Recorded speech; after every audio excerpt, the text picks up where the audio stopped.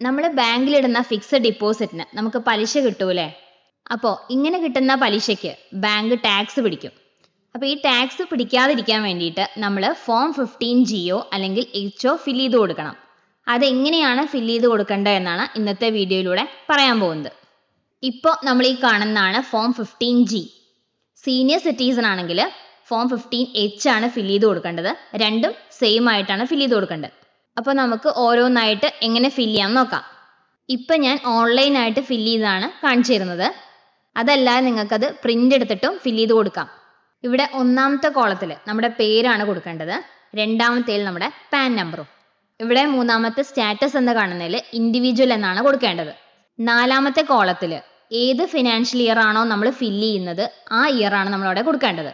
ഞാനിവിടെ ചാർട്ട് കൊടുക്കുന്നുണ്ട്, അത് നോക്കിയിട്ട് അതേപോലെ ഫിൽ ചെയ്യാം. ഇവിടെ അഞ്ചാമത്തെ കോളത്തിൽ റെസിഡൻറ്റ് സ്റ്റാറ്റസ് എന്നുള്ളടത്ത് റെസിഡൻറ്റ് ഫിൽ ചെയ്യാം. ഇവിടെ 6 മുതൽ 14 വരെയുള്ള കോളത്തിൽ നമ്മുടെ ഫ്ലാറ്റ് നമ്പർ, അതുപോലെ നമ്മുടെ ഏരിയ, ടൗണ്, സ്റ്റേറ്റ്, പിൻ ഇതൊക്കെയാണ് ഫിൽ ചെയ്യേണ്ടത്.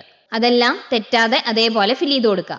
15ാമത്തെ കോളത്തിൽ നമ്മൾ മുൻ വർഷങ്ങളിൽ ഇൻകം ടാക്സ് കൊടുത്തിട്ടുണ്ടോ എന്നാണ് ചോദിക്കുന്നത്. ഉണ്ടെങ്കിൽ എസ് കൊടുക്കുക, ഇല്ലെങ്കിൽ നോ കൊടുക്കുക. ഇൻകം ടാക്സ് അടച്ചിട്ടുള്ളവരാണെങ്കിൽ ഏത് വർഷമാണ് ഇൻകം ടാക്സ് അടച്ചിട്ടുള്ളെങ്കിൽ ആ വർഷം അവിടെ കൊടുക്കണം. 16ാമത്തെ കോളത്തിൽ നമ്മൾ ഫിൽ ചെയ്യേണ്ടത് നമ്മളിട്ട FDക്ക് ബാങ്ക് എത്ര പലിശയാണോ തരുന്നത് അതാണ് നമ്മൾ അവിടെ കൊടുക്കേണ്ടത്.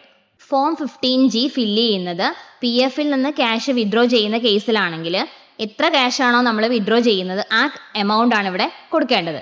17ാമത്തെ കോളത്തിൽ നമ്മൾ ഫില്ല് ചെയ്യുന്ന ഫിനാൻഷ്യൽ ഇയറിൻ്റെ ടോട്ടൽ ഇൻകം ആണ് നമ്മളിവിടെ കൊടുക്കേണ്ടത്. അതായത് നമ്മുടെ സാലറിയും അതുപോലെ നമ്മുടെ ബാങ്കിൽ നിന്ന് കിട്ടുന്ന പലിശ അടക്കമുള്ള തുകയാണ് അവിടെ ഫില്ല് ചെയ്യേണ്ടത്. 18ാമത്തെ കോളത്തിൽ നമ്മൾ ഫില്ല് ചെയ്യേണ്ടത് ഈ ഫോം 15G നമ്മൾ ഇതുപോലെ വേറെ എവിടെയെങ്കിലും കൊടുത്തിട്ടുണ്ടോ എന്നാണ് ചോദിച്ചിട്ടുള്ളത്. കൊടുത്തിട്ടുണ്ടെങ്കിൽ അതിൻ്റെ നമ്പറും അതുപോലെ ടോട്ടൽ എമൗണ്ടുമാണ് അവിടെ എഴുതേണ്ടത്. ഇല്ല എങ്കിൽ നോട്ട് ആപ്ലിക്കബിൾ എന്നെയാണ് കൊടുക്കേണ്ടത്. 19ാമത്തെ കോളത്തിൽ നമ്മൾ ഫില്ല് ചെയ്യേണ്ടത് ഏത് ആവശ്യത്തിനാണ് നമ്മൾ ഈ ഫോം 15G ഫില്ല് ചെയ്യേണ്ടത് എന്നാണ് ഇവിടെ ചോദിച്ചിട്ടുള്ളത്. ഞാനിവിടെ PF ആവശ്യത്തിനായതുകൊണ്ട് ഫസ്റ്റ് UN നമ്പർ കൊടുത്തു, പിന്നെ nature of income PF withdrawal കൊടുത്തു, അതുപോലെ സെക്ഷൻ 192 സബ്സെക്ഷൻ A കൊടുത്തു, പിന്നെ എത്ര എമൗണ്ട് ആണ് നമ്മൾ വിഡ്രോ ചെയ്യുന്നത് അതും കൊടുക്കണം. ഇനി നമ്മൾ ബാങ്കിൻ്റെ ആവശ്യത്തിന് വേണ്ടിയിട്ടാണ് കൊടുക്കുന്നതെങ്കിൽ ഫസ്റ്റ് കോളത്തിൽ FD നമ്പറാണ് ഫില്ല് ചെയ്യേണ്ടത്. രണ്ടാമത്തത് നാച്ചർ ഓഫ് ഇൻകം ആയിട്ട് ഫിക്സഡ് ഡിപ്പോസിറ്റ് എന്നാണ് കൊടുക്കേണ്ടത്. പിന്നെ സെക്ഷനായിട്ട് സെക്ഷൻ എന്നുള്ളിടത്ത് സാധാരണ സെക്ഷൻ 80TT ആണ് കൊടുക്കുന്നത്. സീനിയർ സിറ്റിസൺ ആണെങ്കിൽ 80TTA B ആണ് കൊടുക്കേണ്ടത്. എമൗണ്ട് ഓഫ് ഇൻകം എന്നുള്ളിടത്ത് നമ്മൾ പലിശ, ടോട്ടൽ പലിശയാണ് അവിടെ കൊടുക്കേണ്ടത്.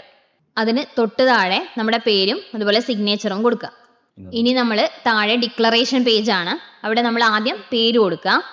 അതിനുശേഷം നമ്മൾ കൊടുക്കേണ്ടത് പ്രീവിയസ് ഇയറും അതുപോലെ തന്നെ അസസ്മെൻറ്റ് ഇയറും ആണ് കൊടുക്കേണ്ടത്. അതിന് വേണ്ടിയിട്ട് ഞാനിവിടെ ഒരു ചാർട്ട് പ്രിപ്പയർ ചെയ്തിട്ടുണ്ട്. അപ്പോൾ ഏത് ഇയർ ആണോ കൊടുക്കേണ്ടത് അത് നിങ്ങൾ ഇതിൽ നോക്കിയിട്ട് ഫില്ല് ചെയ്യുക.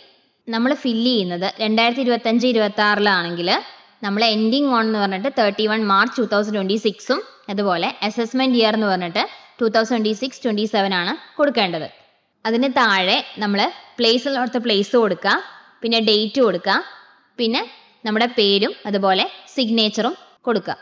ഇങ്ങനെയാണ് ഫോം 15Gയും അതുപോലെ Hഉം ഫില്ല് ചെയ്യേണ്ടത്. ഇതിൻ്റെ ഒരു PDF ഫയൽ ഡിസ്ക്രിപ്ഷനിൽ കൊടുക്കുന്നുണ്ട്, വേണ്ടവർക്ക് അതിൻ്റെ പ്രിൻ്റ് എടുക്കാം. ഇനി ഓൺലൈനായിട്ടാണ് നിങ്ങൾ ചെയ്യുന്നതെങ്കിൽ ഞാൻ ഈ ചെയ്ത പോലെ sedja.com എന്ന സൈറ്റ് ഉപയോഗിച്ച് ചെയ്യാവുന്നതാണ്. വീഡിയോ ഹെൽപ്ഫുൾ ആയെന്ന് വിശ്വസിക്കുന്നു. നമ്മുടെ ചാനലിലെ വീഡിയോ ആദ്യമായിട്ടാണ് കാണുന്നതെങ്കിൽ നിങ്ങൾ സബ്സ്ക്രൈബ് ചെയ്ത് സപ്പോർട്ട് ചെയ്യാൻ മറക്കരുതേ. Thanks for watching.